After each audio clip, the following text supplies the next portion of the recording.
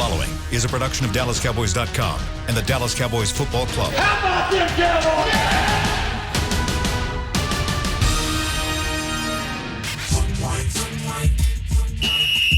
Let's go, baby! Are you ready for a break? Yes. Are you ready for a break? Absolutely. Ready for a break? Yeah, and so much for that. It's time for The Break on DallasCowboys.com. We were on a break! With Nick Eatman, David Hellman, Ambar Garcia, and Derek Eagleton. It is Friday, October 9th, 2020, Season 16, Episode number 41. Welcome to the latest edition of The Break. We've got so much to talk about today. We've got a little bit of news here heading into the show, so we're going to spend quite a bit of time talking about Tyron Smith and what that means for the rest of this team, for the rest of this season. We'll also get you guys ready for Cowboys versus Giants. We'll talk a little bit about the offense versus the Giants defense, and also Cowboys defense versus the Giants offense. And then we'll get to predictions, see how these guys think the game will play out this Sunday at 3:30 at AT&T Stadium. We got to start, though, with Tyron Smith. During his press conference this morning, Mike McCarthy made it clear, I guess made the announcement that it is now official that Tyron Smith will have surgery on his neck, and that means he will be lost for the season. That now makes two offensive linemen the Cowboys were expecting to have, two of their better offensive linemen they were expecting to have, that are now out for the year when you include Lyle Collins. If you want to go back to last year, three starters that are now no longer going to be on this team for the rest, or at least playing for this team for the rest of the year when you throw in Travis Frederick. That all being said, I want to get reactions to this news. Let's start first with you, Nick. I hope he's okay.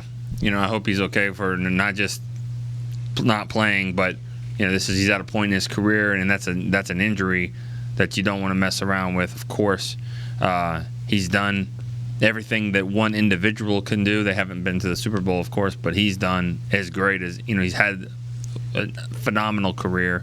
I'm not saying he's done. I hope he's okay. I hope this is just a setback for this year to get back and get ready to go. Yes, they're going to miss him. I'll let them talk about how much he's going to be missed. But I just, for his sake, man, I hope he can come back. Hope he can come back next year, and he'll be better for this surgery. Amber. Well, it's something serious when it gets to the point where they decide to get him to get surgery, because a guy like Tyron, he's one of the toughest players I've ever seen in the time that I've been following football.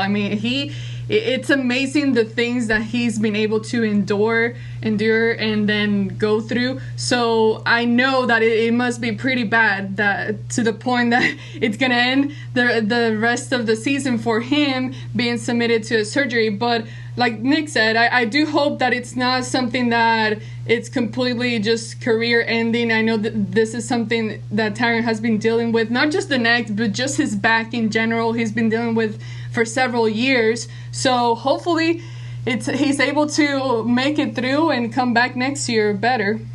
Dave. In a weird way, I'm kind of relieved. And obviously it sucks that Tyron can't play. It's going to be a challenge.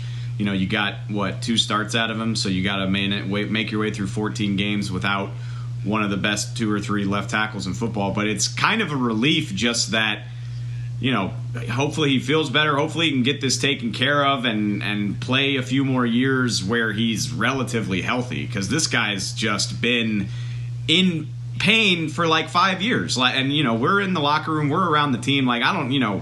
It's Romo-esque the way that this guy has just dealt with nagging problems, and it's been 5 years at this point. So I'm relieved that he's going to hopefully get it taken care of in the lineup. But in a weird way, it's kind of a relief on the Cowboys' end that, you're not going to wake up on Sunday and be like, oh, crap, it's flaring up on Tyron again. We're going to have to downgrade him. And I'm not trying to talk trash on Tyron. I know he works as hard as he can to get in the lineup, but you just kind of have some certainty that he is down and not part of this season anymore, and you don't have that uncertainty. Let's talk about what this means for this offense. We've looked at the Cowboys now through 4 games, and I think we all agree they are a high-powered, very potent offense. And some of that they've had to do without Tyron. The one thing I look at, though, is I think they've only, and you guys may have a difference of opinion here, but I think they've faced two premier pass rushers so far this year, Aaron Donald, Myles Garrett. Both of them had their way with this offensive line. They had moments in those games when they created problems for this offensive line. As you get farther into the season, you're going to face some better defenses at times. That pass rush, you can think what you want to think about Washington's defense, but their pass rush is outstanding. They got some real good players up front that can rush the passer. You look at defenses like Baltimore, and I think that there are going to be some challenges for this offense. How much do you guys think this changes how potent this offense can be with now the loss of Tyron Smith for the year? Not just for a couple games, not just for a half, but for the entire season. Let's start first with you, Dave. I mean, they've had Tyron for half of these games, and in the ones that they didn't have him, they still looked plenty potent to me. And I mean, of course it's going to be a problem. Of course it's going to suck. They have played a couple premier pass rushers, but they've also gotten a little bit lucky in the sense that Seattle and Atlanta don't have that. Mm-hmm. The Giants aren't going to have that on that level this weekend. But let's talk after that Washington game. They've got about 95 badass pass rushers. So yeah, there's going to be some rough patches for sure. But they've at least shown that they can still put up yards and points without these guys in the lineup. So there's going to be some moments that scare me and should scare everybody, but I don't think it's going to be so bad that they're going to revert to looking like 2018 prior to the Cooper trade. I think they can still, be efficient. Amber. I agree. We've seen it happen. I mean, we've seen a game where they had to play without Tyron, and they've made it work. My only concern would be just clean up your game. Clean it up from the beginning. You need to start moving the offense from the beginning of the game and not wait until something that you mentioned, Derek, about a week ago. The question is like, okay, are they playing better maybe because the defense is starting to get tired a little bit and kind of loosening it up during the game? So you cannot let that happen. You need to find a way to figure it out from the beginning of the game, first half of the game, and get it moving, because it's not always going to work out. And as we've seen, it doesn't matter how much they try to come back. It doesn't necessarily mean that you're going to walk out of that game winning. But to go back to your question, we've seen it happen, so I do think that they're capable of making it work. Well, I think it's going to be a problem in the run game. I mean, just because, and it has been a problem. You can figure out a way to offset a pass rush and by just throwing the ball quickly and get it out of your hands and maybe help chip and all that stuff. But when it comes to actually trying to run the ball on people, we forget that about Tyron Smith. Not forget, but I think that his athletic ability for his size is something that we always talk about. But he's got power too, of course, and he helps in that run game. And I think that they're just going to miss that. Just like they miss Lyle Collins' his power as well. So that's where, and that affects their balance. And we've talked about this before. When you get down in the red zone, sometimes it's harder to run the ball in there, short yardage. I think that's just, they're going to continue to miss it. And she just says, clean it up. That sounds good, but you were talking about players that are now inexperienced and their game isn't clean, because they're young, they're rookie, they just got here. It sounds like they're going to. I don't know who's going to start this week, but it sounds like it could be a guy that is bounced around on practice squads that might be starting this week. Yeah, before we get to that, I do want to talk about where we think this thing falls as far as who's going to be playing at what position. But I do want to get opinions from Dave and Amber regarding what you just talked about. How much does this affect the running game? Which do you think is more affected by the loss of Tyron Smith for the season, the pass game or the run game, Amber? I think definitely the running game. We've seen them being able to get the passing game going, but as far as the running game, Ezekiel Elliott hasn't been able to be as productive as he's been in previous years, and obviously that's something that they are lacking in himself too. Obviously, these errors where he get the ball loose and all that, I think that's something that he can clean up himself. And then as far as the running game goes, I truly believe that once they solidify the offensive line, and I know that there are some inexperienced guys or just not the amount of experience as your previous starter tackles that you had before, but Sorry, I'm rambling a little bit. Basically, what I'm trying to say, once you figure out and clean up the offensive line, solidify it, I do think that eventually it's going to take a couple of weeks for Ezekiel Elliott to be able to get his running game back into place and be able to be a little bit more productive than what we've seen so far. Dave. No, it's a really good point, and I hadn't considered it because I just want to wing it around all the time. So yeah, it's probably gonna not be great. You're gonna miss that, but just throw the ball. Zeke's a great pass protector, so that should help you out in that regard. I have absolute faith that the passing game can still be viable. I'll be interested to see what the running game can get going with so many moving parts. I would expect it to not look amazing. You know, I just thought of this. You might help your run game just from the fact that you're going to help your tackle, whoever it is. I mean, I think Blake Bell's going to get more snaps this week. You're going to keep the tight ends in more. And by doing that, you might see more looks on your defensive front, on the defense to run the ball, you know, by doing that, because then you're going to have better blockers in place to help. But then, you know, Dak might look at it and go, we should just change this into a draw or run here. And so therefore you might see that because of the personnel they're forced to play to help. Yeah, that could happen. The one part that I'm a little bit concerned about when it comes to all of this is I think the best thing that the Cowboys passing game does is go downfield. That's the part that they can create these really big plays, and they can quickly get back into a ball game if they fall behind in because they have that ability to go downfield. If teams look at this and say, hey, they don't have the time to be able to go downfield, or if we got a good enough pass rush to where we don't give them the time to go downfield, what you do is neutralize what the Cowboys do best in their passing game, in my opinion. And if you do that, that makes it tough on you on both sides, because not only will you not be able to do what you do best in the passing game, but teams don't have to worry about the deep ball as much. That means they can bring that safety down. That means they can stop the run. They got an extra guy to stop the run. So I think all the way around, that's what I'll be looking at is, can the Cowboys keep that part of their offense still flowing? Can they still go downfield and utilize a guy like Michael Gallup in those moments in games when they're going to go downfield? And if they can't do that consistently, I think that's going to be one of the linchpins that could really, really hurt this offense. Let's talk a little bit about the offensive line and how you think it'll be constructed. And I want to look at this from a couple different perspectives. Obviously, this morning on the radio on 105.3 The Fan here locally, Jerry mentioned something and kind of hinted around at the possibility of Zach Martin moving to tackle.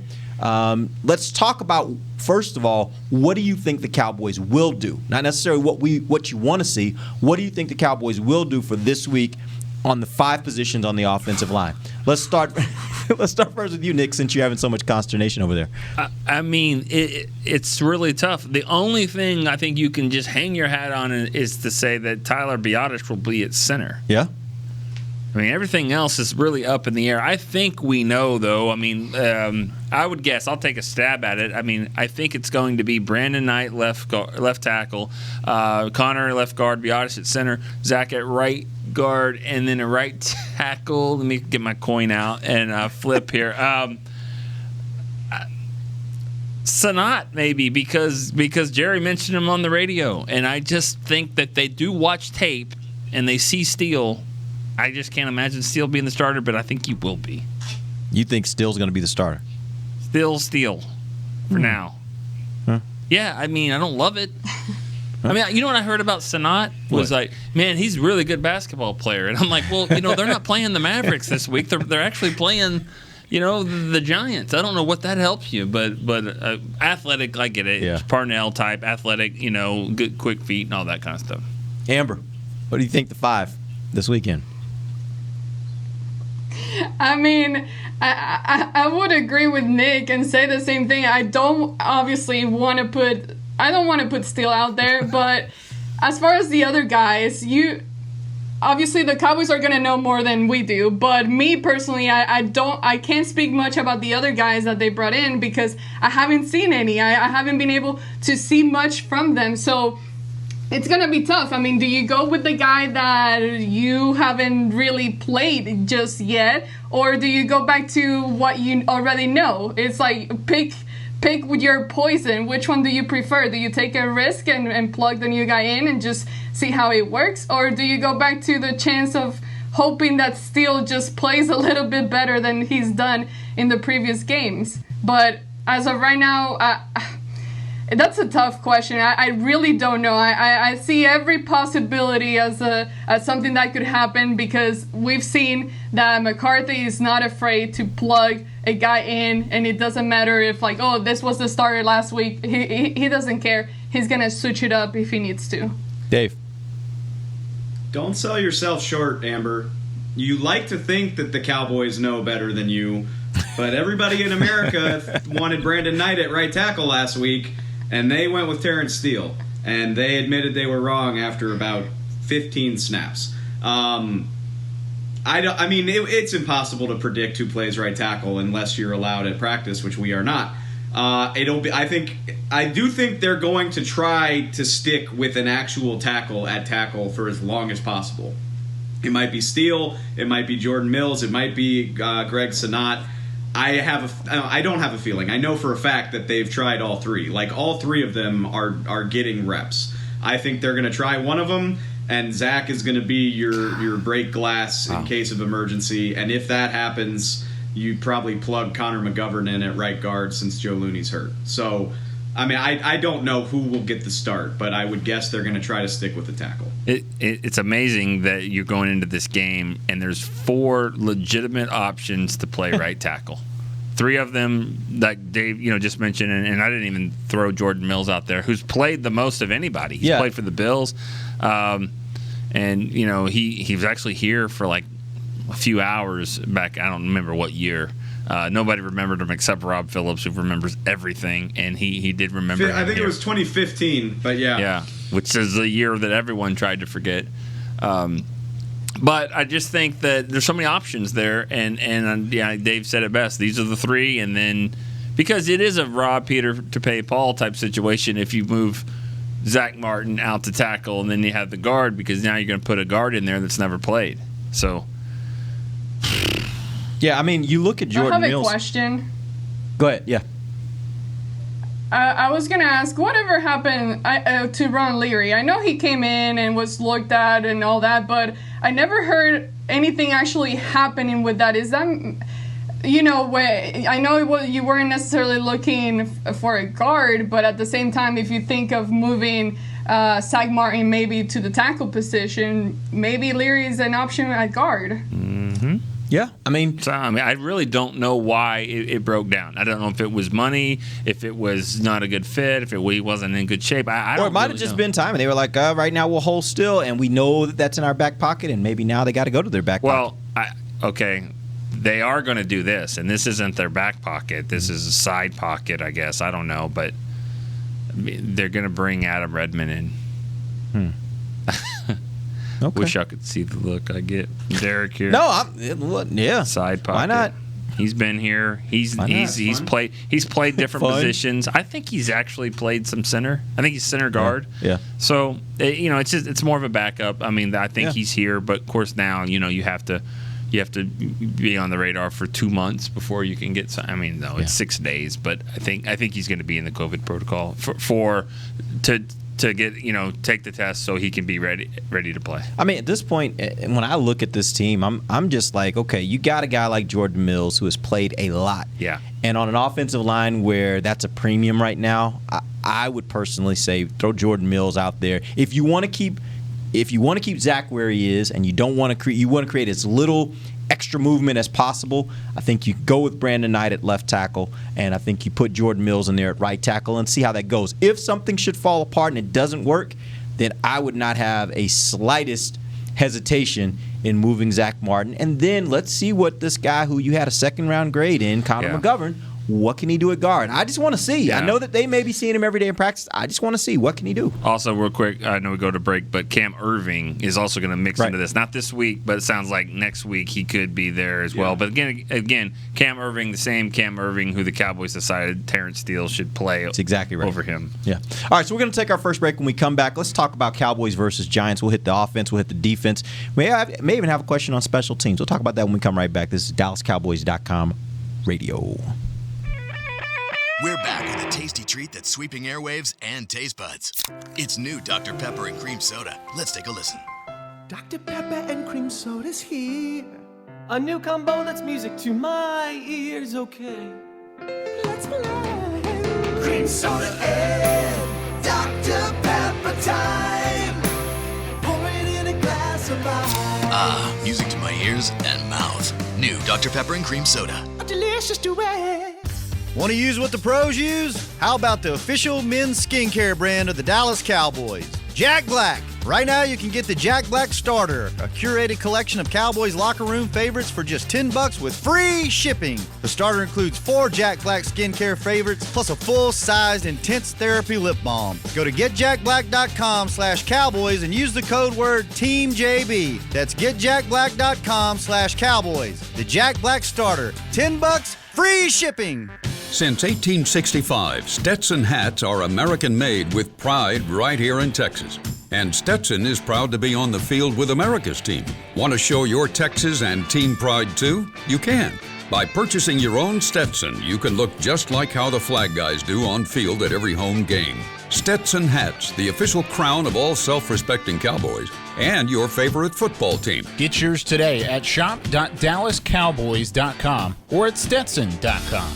It's funny. As we travel places, often we find the places we want to travel aren't really places at all. They're people. They're grandparents, moms, old friends, and new nephews. That's why at American Airlines, we've been using enhanced cleaning measures so you can feel confident every step until you get to them. So as always, our people can't wait to take you to yours. American Airlines. You are why we fly. Back to the break. Help your fellow Cowboy Nation fans in their fight against cancer by purchasing Dallas Cowboys Crucial Catch gear. Support a great cause and look good doing it. Visit your local Dallas Cowboys Pro Shop or shop.dallascowboys.com. Welcome back. It is the second segment of the show live from the SWBC Mortgage Studios at the Star. We've talked about Tyron Smith and the offensive line and what that will mean for this offense. Now let's focus in a little bit on this upcoming game. Cowboys take on the Giants this Sunday, 3:30 at AT&T Stadium. Let's first start by... Can I say something real quick about Tyron Smith? Sure. Nick. Amber alluded to it, but I just want to throw this point too. How great is he to need surgery? I mean, if he needed it now, he needed it last week too. To need surgery on your neck, but still play 82 snaps. And I don't remember really a problem from him in that game. And Myles Garrett wasn't even sniffing that side of the field because he didn't have to.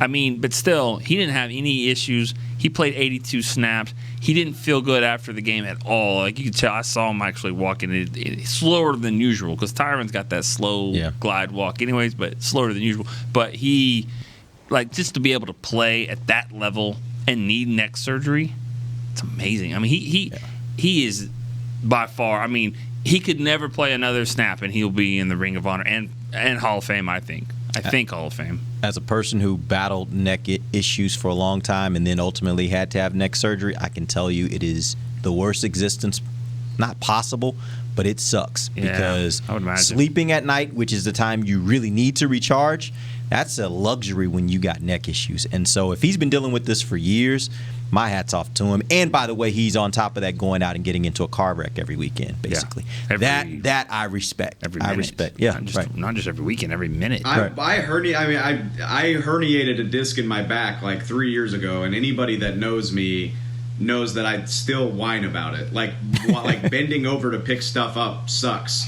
And he played football with that for months. For months during a several-year stretch, the man went out there with that and had people, getting into a car wreck every week. I mean, he's the toughest MFer I've ever spent time around in my life, for sure. So the moral to this story is he is a bad dude, and we all respect what he's done and hope, as you started this conversation with Nick, hope that this means that he has, first of all, that he has a better quality of life than what he's been experienced these last few years.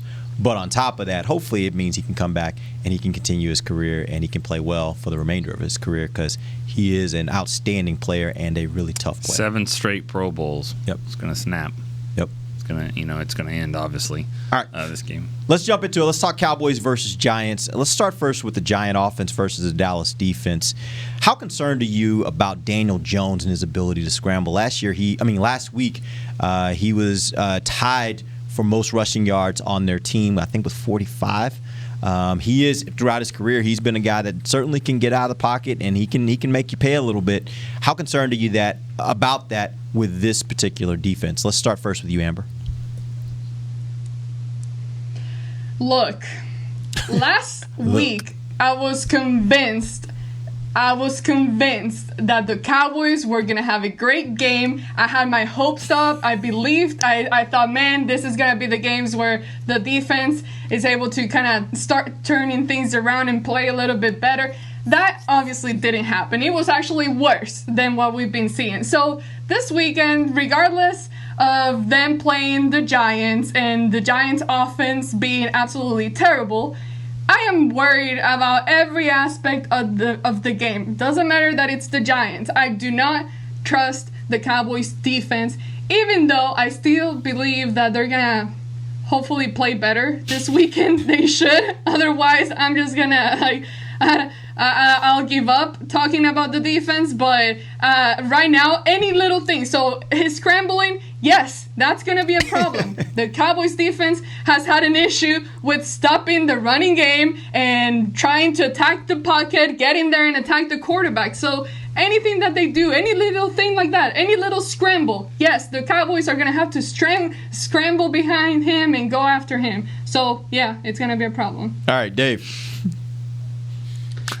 You know what really bums me out about Daniel Jones? I mean, yeah, like he's going to be able to extend some plays, and they're going to have to account for that. Probably pick up a first down or two that you would prefer he not. But what bums me out about Daniel Jones is the early scouting report on him at this point in his career is that he's good for a handful of really dumb decisions per game. Like, he doesn't have a lot of talent around him. He's athletic enough to extend plays, and he's going to try to force some things because he needs to. And what bums me out is that I just don't trust the Cowboys to take advantage of that. Like, why should we have faith that they will? Like, they don't get takeaways. They haven't this season. They haven't in seasons past. We saw a lot out of Trayvon Diggs in training camp in terms of ball skills. That hasn't translated to the season to this point, at least not as well as you would prefer. I think he's had 2 drop picks. So it just sucks to think that he's probably going to give you those opportunities, and I just don't trust the Cowboys to take advantage of them. Yeah, nobody that's playing in the game has an interception for the Cowboys, right? I think Cheetos is the only one.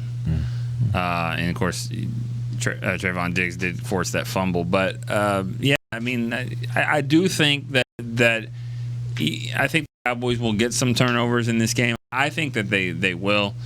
This will be their best defensive performance of the game. I mean, the season. But, I just not really as concerned about this one at all. I mean, I'm not. I don't think. I heard, I was told today on the radio, it was 105.3, that the Giants, their Vegas is saying that their point total will be, 21? That's over-under, yeah. Over-under? That shocks me. They're not getting 21 points on the Cowboys. They're not. So, I just think this is not going to be a close game. I really don't. Why are you so sure about that? I just think the Giants are terrible. Like, terrible. I really do. I think that they're terrible, and I know what you're about to say. I mean, but I don't do anything really well. And the Cowboys do one thing really well. I think we'll see that. I think it's just going to be a fight about who gets punched in the face first. And I think the Cowboys will this game, they'll do it. And if you do that to the Giants with the way their offense is set up, I think all I'm saying is the Cowboys are going to strike first. Strike first, strike hard, no mercy, sir. You have no idea what just to make sure you were going to do really well is score, right? They score. They score on offense. They score. Okay. They throw the ball. They pass around. And I know that both tackles are out, but I think that they'll still do that. I think they'll strike on the Giants first, and then I think that'll force Daniel Jones and them to kind of have to force their back in the game, and I don't think they will. I think the Cowboys win this one probably by 3 touchdowns. All right, let me throw this at you. Right now, you got Jason Garrett coming back to town. Obviously, the advantage of a guy like Jason, who's been here for so long, is that he doesn't know the scheme necessarily. He's not a part of the coaching meetings, and a lot of stuff changes. But what he does know really well is the personnel. If you were Jason Garrett and you were coming back to play the Cowboys, what particular player or position do you think you would be looking at to say that's the guy we need to exploit? Oh, Waldo. Yeah. Who is the guy that you're looking at right now saying this is the guy we're going to go and exploit this week because we know that we can get him in these situations and we know that we can take advantage of him? Let's start with you. Same answer as last week, and it will be the same answer. I'm looking at 5'4" every shot I get if I'm the opponent.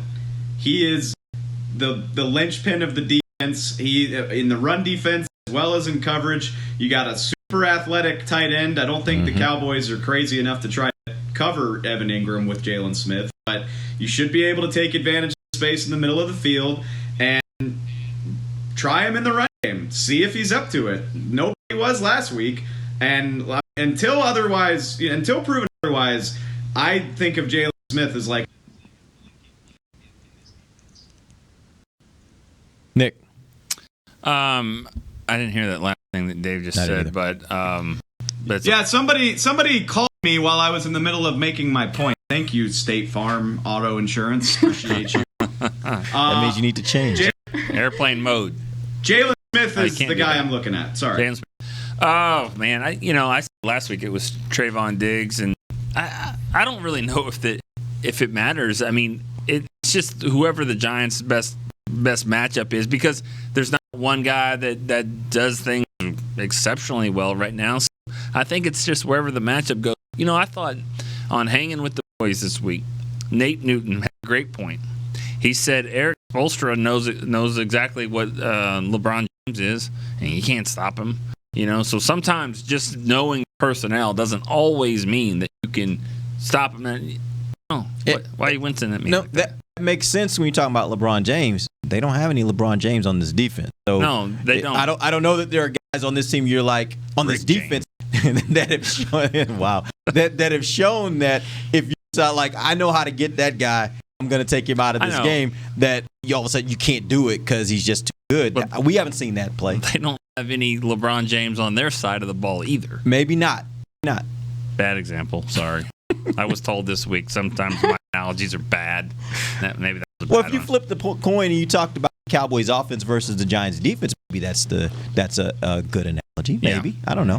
Whatever. Amber, what do you think? I got nothing from Nick's comment. Like, I don't even know what you said. What was your point? Everybody is Waldo. You sound like me now. You're supposed to sound better than me when you speak. Look. But oh, Lord. Go ahead, Amber. Look, no, I honestly I have not been watching the Giants play this year. I've seen some little highlights here and there, but overall I would assume that Jason Garrett is still the same Jason Garrett we've known for the past 10 years. So with the way that the Cowboys defense is playing, I think that there's nothing that scares me. If I'm the opponent, there's no area that scares me from the Cowboys defense other than Alden and Smith. Other than that, nobody else. So I think you just pick and choose your battle depending on the best player that you got on your offense and the area that you as an offense would rather try to exploit. Well, I will say this. The one thing that I think we learned from Jason Garrett during his time here is the whole concept of the nameless, faceless opponent. And if that's the case and they're not really looking for matchups to exploit, then that helps the Cowboys, I think. But I agree with you, Dave. If there was one player and Jason was willing to have his offense kind of geared toward taking advantage of one player, I think he would probably look at it and even say, like, I know what teams did to us, and we can go back through a number of teams that tried and created opportunities for themselves to be able to isolate Jalen in coverage. And when they did that, a lot of times they were successful. And so I do look at that matchup, and that actually matches up with the one area, like Dave said, that's the one area that the Giants offense actually have a pretty good player. Like Evan Ingram is a good tight end, and he's a very athletic tight end. So if I'm the Giants and if I'm Jason Garrett, I'll go into this game thinking, how can I create opportunities to isolate Jalen where he's going to have to cover him, and then try to take advantage of that matchup, because I think that is their best matchup, the Giants offense versus the Cowboys defense. All right, we're going to take our final break. When we come back, we're going to flip and talk a little bit about the Giants defense versus the Cowboys offense before we end the show and get predictions. We'll be right back. This is DallasCowboys.com radio. Since 1865, Stetson hats are American-made with pride right here in Texas. And Stetson is proud to be on the field with America's team. Want to show your Texas and team pride too? You can. By purchasing your own Stetson, you can look just like how the flag guys do on field at every home game. Stetson hats, the official crown of all self-respecting Cowboys, and your favorite football team. Get yours today at shop.dallascowboys.com or at stetson.com. I'm Jay Novacek, former tight end for the Dallas Cowboys. Back in the day, I was the guy who always got the tough yards, and that's why I run with John Deere today. In fact, I have a John Deere 3025E tractor that can handle any yard work I need to do, even the tough yards way out back. So if you have 1 acre or 1,000, John Deere has the equipment that's just right for you. Visit a John Deere dealer today and run with us. We are the official tractor provider of your Dallas Cowboys.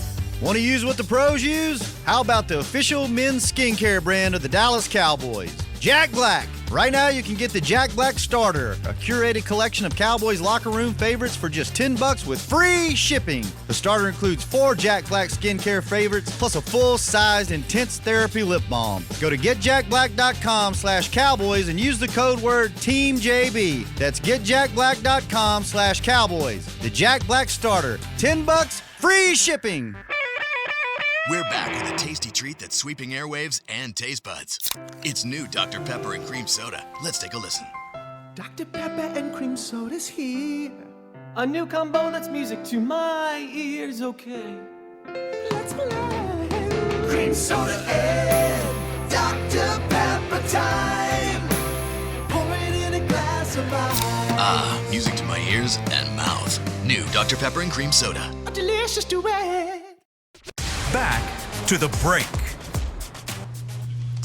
We're launching a search for one extraordinary Cowboys fan who is a positive influence, you're out, and inspires others through their love of the game. This is for the NFL Fan of the Year contest. Visit NFL.com/Fan of the Year now to learn more and nominate today. Miss Price. Miss Price, that is a good one. That's a very good one. I actually miss seeing Miss Price. Like every game, home game, I would walk down on the sideline. I'd run into Miss Price because she was always there. Now, what? He wants to bring you to the studio. Sure, why not? Let's see if Miss Price is available.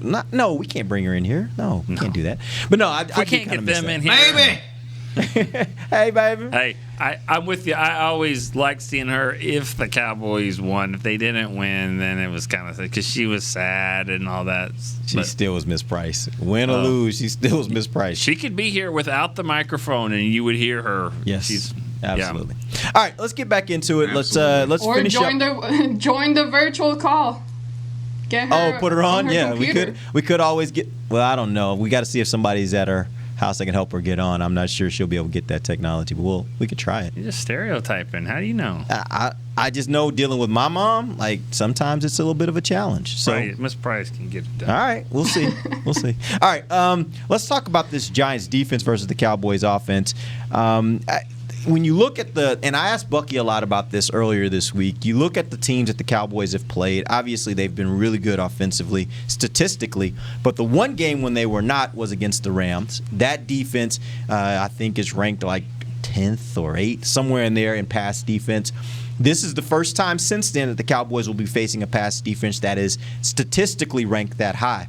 How much do you guys think that the success that we've seen from the Cowboys offense in a lot of ways is about the defenses that they've played and the defense that they did play that was much better? They only scored 17 points. Yeah. Now they're entering a game. How much do you, where that's the same case, how much do you think that may be what plays out here? Let's start first with you, Nick. That's a good point. I mean, the Rams obviously have one or two really good players. And I've made this point, that the Cowboys, every game they face somebody on the other side of the ball that you arguably the best at their position in every game that they've faced. And the Rams defense had two of them, with Ramsey and Aaron Donald. Mm-hmm. The Cowboys don't really have that unless you say the best guard, but guards aren't game changing really. But I think you're making a good point, but I think it's still early in the season. I think sample size is still low for that, for rankings. I don't see that the Giants are going to be the team that the Cowboys can't move the ball, and I bet you the Cowboys will hurt the Giants ranking this week. The interesting part about that, before I get to Dave and Amber, is if you look at that game last week that the Giants and the Rams played, it was, in my opinion, somewhat similar to what you saw Cowboys-Rams, and that's what started making me think maybe that's a little bit more of what you can expect this weekend. Now, I think the Cowboys' offense is superior than the Giants' offense, but I do think it's a similar kind of matchup where you might see something a little bit different. Let's go to you, Amber. What do you think? I hope that's not right. As far as, I know the statistics are statistics, but like Nick said, I hope that we're not just creating this vision of what the Cowboys offense might be based on this first month of the game, because then you're basically telling me that this offense might be worse than what we thought, because if they faced worse defenses, passing defenses, why has it taken them so long to get the ball moving and start connecting? Why until the last quarter of the game, basically, to start moving everything? So I would hope that that's not fully the case, and that there's a lot more. And I know the game cannot purely be judged based on statistics, but if that's the case, then crap, you made me more concerned now. I will throw this out, though, Amber. Early in the games, that's typically when the turnovers have been happening. So I do think that's a part of it, why this offense has not gotten off to some of those faster starts that you want them to get off to. But again, I still think that, you look at this offense overall, they have not played great defenses, except for one, and that's not even a great defense. That's a good defense. We'll get to see this weekend. Dave, what do you think? I respect the question, but respectfully, I don't give a damn about this sample size. It's 4 games. Game one was against Ben Roethlisberger, who was coming off a full year layoff when he had surgery on his arm. Game 2 was, I believe, Trubisky, which we know how that's going for him. Mm-hmm. Week 3 was Nick Mullins, who threw for 350, by the way. Yeah, he lit it up. And then, and then last week, Jared Goff, he had a pedestrian day, so what? I don't care. I think Dak will be fine. If Dak's not fine, it's because they can't keep him clean. Like, if they can keep him relatively clean, 3 sacks or less, he'll be absolutely fine. I'm not worried about it at all. To the tune of, do you think it'll be closer to what we've seen the final 3 games, the weeks 2, 3, and 4, or closer to what you saw week 1? Yeah. Hopefully not. Like, you should not be throwing for 400 yards unless you're trying to dig yourself out of a hole. Yeah. Or it's just like an all-time shootout like the Romo game. Yeah.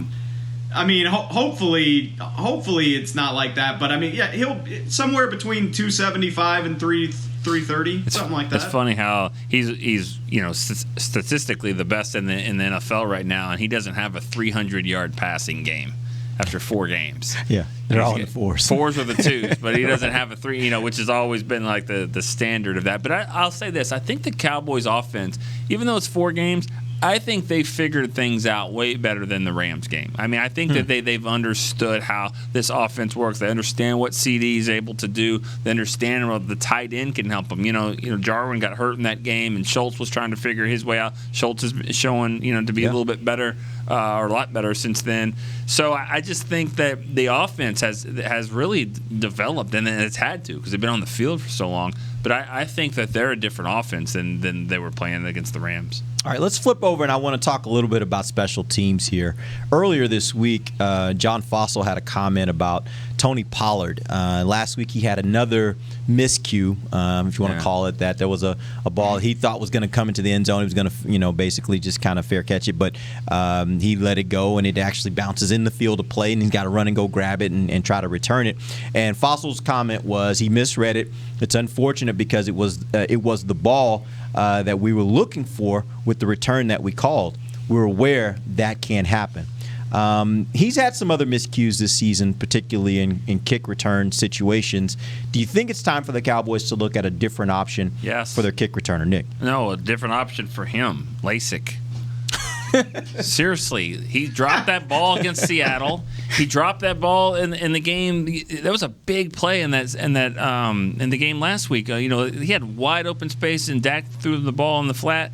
And then, of course, how do you misread that ball like that? I mean, honestly, I'm not trying to joke around, but it could be a situation for that. Like, maybe he needs to get his eyes checked. And I think he's a good young player. I think he's going to be good. But I mean, those are three elementary style plays that he hasn't made, and maybe that is an issue. I mean, because if you look at the ball in the kickoff and you think it's going to go into the end zone and it stops at like the 8. That's a pretty big difference of not being able to judge the ball. Amber. I'm not trying to be ignorant here, but whatever. I'm still gonna ask the question. Why is it so hard to find a kick returner that can actually do well? Like the Cowboys, this has been an area where the Cowboys have been struggling for several years. Why is it so complicated to find someone that can freaking make it work? And I'm being serious. I don't understand. It's especially frustrating because kick returns are almost obsolete. Like they're not really a big factor in the modern NFL. So the fact that you can't figure out how to make it work better than they have, it's unbelievable. And I don't know. Not to jump in on AG, but yes, I would give the job to Cedric Wilson. I love Tony Pollard, but I mean, you're talking about like dozens and dozens of yards of field position that you've compromised. It gets lost because last week was such a dumpster fire, but Cedric made such a great play on that one punt that bounced, and he snatched it right off the bounce. He got 6 yards and got out of bounds. Like, that's the epitome of hidden yardage. Yep. As soon as he made that play, I was like, give him the kick returner job. Like, I trust his hands. I trust him to make it work. Like, Cedric Wilson would be A-okay with me. I think that's a very astute point. I thought the same thing during the game, that was a good – that's understanding and having awareness on special teams as a returner, which I don't know that they necessarily have with Pollard right now. CD did the same thing later, but then he kind of went backwards. Yeah. Dave makes a good point. I know we got to make picks here, but Dave makes a good point about usually the kick return is a part of the game that's been lost. I wonder after the Patriots game of what happened last year when seeing all the kickoffs, and Tony Pollard was a big part of that maybe teams aren't deciding, you know what, let's do that pooch kick that goes to the 5-yard line or whatever, and let's try to pin them down there. A, you can, maybe Pollard doesn't make the right decision.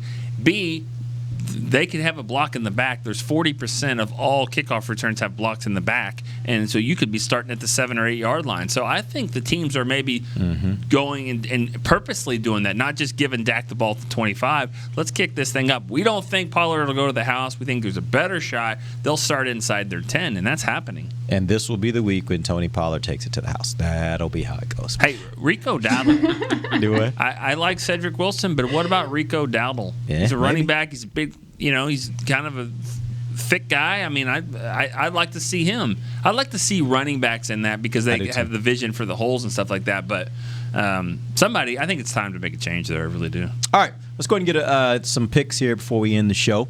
Amber, we're going to start with you today. Tell us what's going to happen in this game. Final score. Well, if the Cowboys were playing another opponent, I would pick the other opponent because the Cowboys don't deserve my trust right now and my faith and my happiness. But because it is the Giants, I don't. The Giants are even worse. So I think the Cowboys do find a way to win. I do think that their numbers statistically, as far as the passing game, is not going to look as good as we've been seeing in the past few games. I think that the Cowboys regardless of the O-line issues, I think the running game is going to be able to get kicking this time and get going. So Zeke, I do see him having a better game in the Cowboys. It's just going to come down to which team scores the most points. So it's going to be a game between offense. Which offense can score the most? And that's for sure, in my mind right now, can be the Cowboys. And final score, I think it might be like 20-14, something like that. 2014. All right, Dave. The Giants are terrible, but we're not talking about, they're not that. I don't think they're 0-16 terrible. They're not a wheels off dumpster fire. I think they're a respectable kind of terrible. They've been in every game that they've played. The 49ers blew them out on the scoreboard, but that game was close until midway through the early fourth quarter, midway through the third. So I expect to hate this game. I expect this to be a very frustrating. The Cowboys are going to continue to be sloppy, in my opinion, until they get some of these injuries taken care of. But the Giants offense can't keep up with them. I don't think that's realistic. But I see Dak getting sacked a couple times and stalling some drives. Maybe they have to settle for some field goals that they don't want to. So I think it's going to be frustrating, but I'm thinking a 30-21 win that just nobody feels happy about. All right, Nick. No, I disagree with that. With both those picks, I think the Cowboys will blow them out. I think my prediction is that I'll get 3 text messages from people that say, "Why can't they just do this every game?" Which the answer is the Giants aren't on the schedule every week. I think the offense is clicking to a point where they are going to be too strong for the Giants to keep up with defensively. Of course, offense will be trying. It'll make the Cowboys defense look as good as it's been, which isn't really that hard to do. I just think the Cowboys win this one handily. I think they win by 21. I'm going to say 34-13. All right. I'm a little torn on this game just because the more I think about it, the more I think that this Giants defense is a little bit better than everybody's giving them credit for. I think, and I do think the way that the style of play of the way that they will try to play the Cowboys will make it to where the Cowboys don't have an opportunity to just go all in. I don't think, if the Cowboys are in a closer game, they're probably not putting up all the yards and the points that they've put up in these other weeks either. And so I think it's going to be a game that's more similar to what we saw the week 1. I do think the Cowboys win, though, and I think the Cowboys are the better team. So I think they'll get I think they'll get more point production than what they got against the Rams. But I still think it'll be a relatively lower scoring game compared to the games that they've played in weeks 2, 3, and 4. I think the Cowboys get the win, but I think it is a 24-16 win. That's actually pretty non-eventful, if that's a good way to put it. After you've been through all these other weeks of these big high-flying plays, I think it's going to feel more like that week 1 game where it just kind of plods along. Cowboys will do some things well. They'll do some things not so well. The Giants will play a little bit better offensively than they've played in the past because this Cowboys defense will give them opportunities to do that. And again, I think Cowboys win 24-16. All right, we appreciate you joining us. We're back on Monday. We'll tell you what went right and what went wrong. Till then, for Nick Eatman, Dave Hellman, Amber Garcia, I am Derek Eagleton. This has been The Break, live on DallasCowboys.com. Radio Hook 'em. This has been a production of DallasCowboys.com and the Dallas Cowboys Football Club. How about this, Cowboys?